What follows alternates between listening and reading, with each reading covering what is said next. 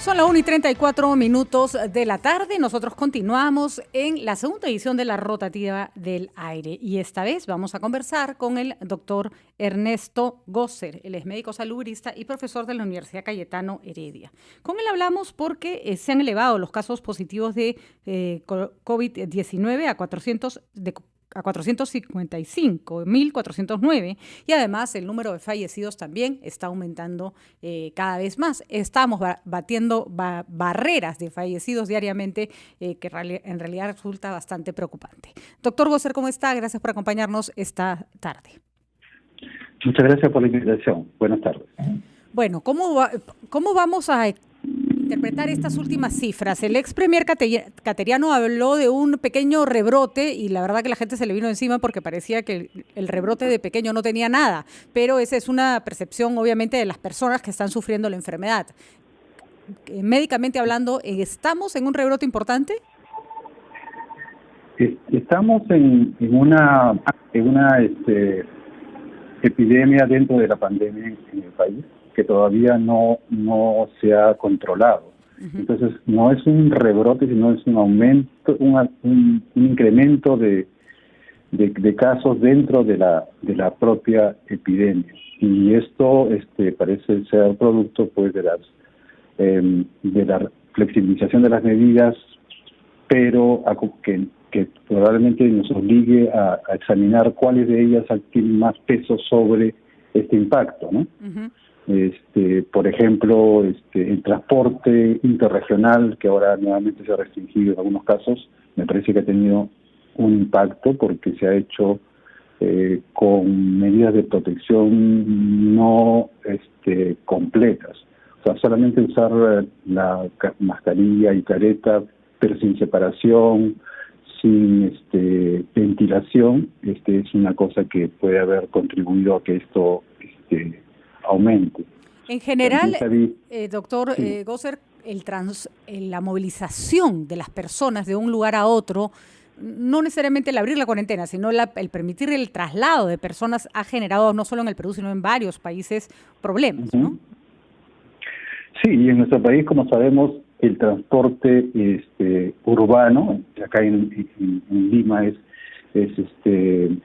problemático desde antes de la pandemia y ahora con mayor razón porque no permite aplicar las medidas que ya todos conocemos, que las señalan permanentemente, a la que yo siempre agrego y todavía no veo que se agregue la ventilación. La ventilación es muy importante como un complemento a las medidas que ya se saben de distancia, de mascarilla, de lavado de manos. Entonces, en los medios de transporte nuestros tenemos ese otro problema, uh-huh. ¿no? Que las distancias no se cumplen y digamos por una cuestión de costumbre nuestra nos resulta difícil aceptar que se abran las ventanas porque hace frío, y hace frío, claro, yo también estoy frío, todos sentimos frío, pero las enfermedades respiratorias no son producto del frío. Así es. Sino de lo contrario, de que cuando hay frío cerramos las ventanas de la casa, de la oficina, de la combi, del bus, y entonces intercambiamos virus. En mi familia tenemos una colonia de virus que es distinta de la otra, uh-huh. y cuando salimos nos intercambiamos si es que estamos encerrados, ¿no? Entonces, esa es una cosa importante. La otra cosa es que la flexibilización, la apertura de la cuarentena se tiene que hacer de manera, digamos, utilizando indicadores. Uh-huh. ¿No? Se ha dicho entre indicadores que, por ejemplo, el número de hospitalizaciones totales y las diarias tendrían que haber bajado, tendría que haber bajado los números de muertes en los sitios donde se hable, ¿no? Tendría que haber capacidad. Por ejemplo, si yo permito la actividad, yo tengo que tener una capacidad de reserva. Y eso en otros lugares, la OMS ha recomendado y en algunos países se ha utilizado, se recomienda que sea el 30%. O sea, si yo voy a abrir Lima, tengo que tener 30% de camas disponibles en UCI, en hospitalización, para recibir un potencial rebrote o aumento de casos como es decir, consecuencia. no se puede levantar una cuarentena en aquellos lugares donde las camas están al 100%, al 90%, ¿no? Por supuesto que no, y se puede, y como creo que ya han señalado en otros, muchos expertos, especialistas y gremios, se deben hacer cuarentenas focalizadas. No tiene sentido hacer cuarentena en toda una región. Así es. Toda una región es una distribución administrativa.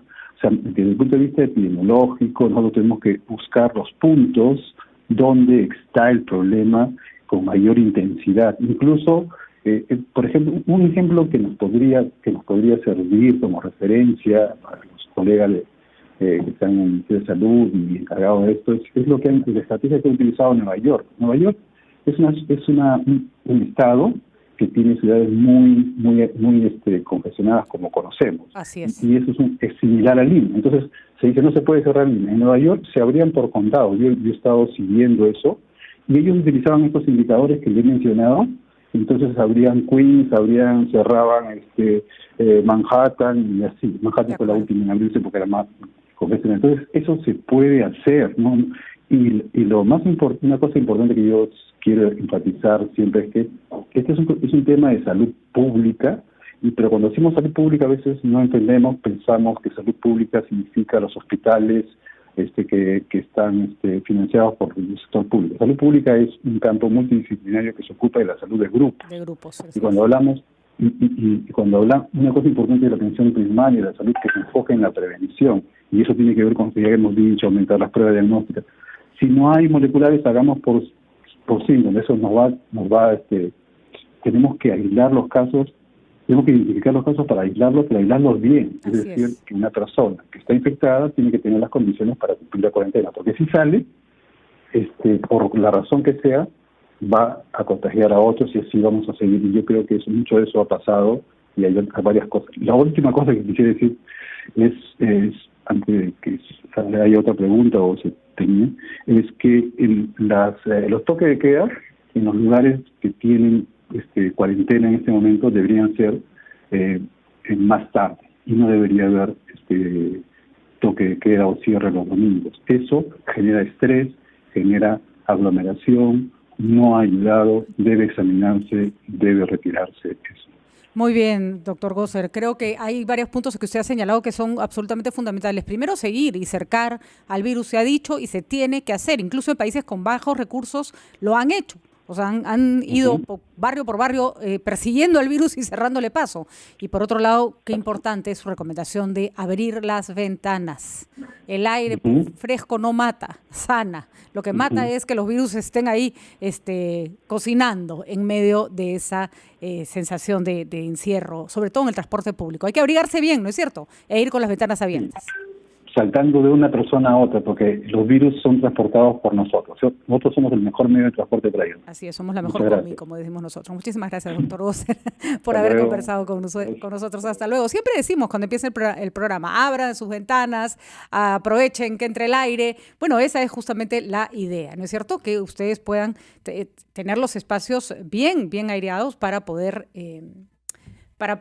tener mayor seguridad de que no van a tener problemas de salud.